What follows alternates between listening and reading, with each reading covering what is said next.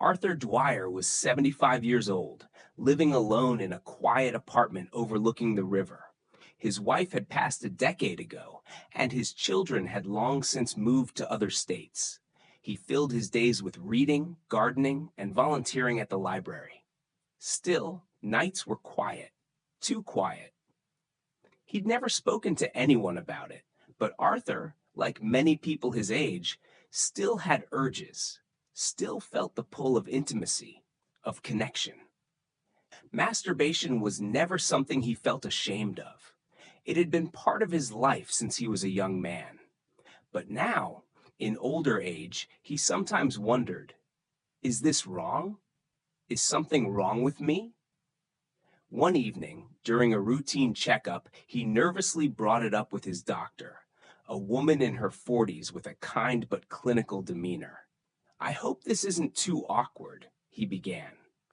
"But I wanted to ask, at my age, is it unhealthy to still, take care of myself?"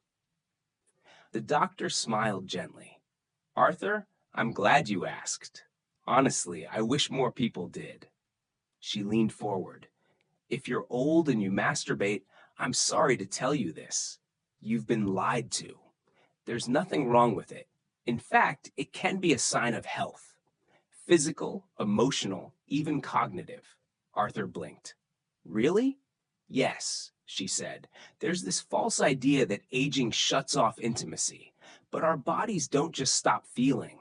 As long as it's not interfering with your daily life or connected to deeper health concerns, there's nothing shameful about it.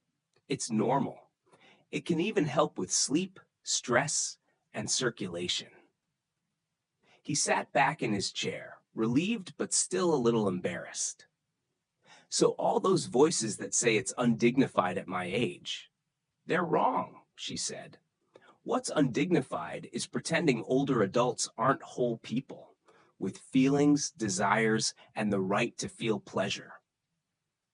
Arthur left that appointment lighter. Something in him shifted. He realized how much shame he'd carried, shame that didn't belong to him.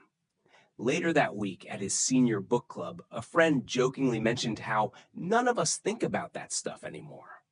Arthur smiled but said nothing. Inside, though, he knew the truth. Aging doesn't strip away your humanity. It deepens it. He understood now that his need for connection, whether emotional or physical, wasn't something to be hidden. It was part of what made him him. And maybe, just maybe, there were others like him out there, wondering, doubting, feeling alone.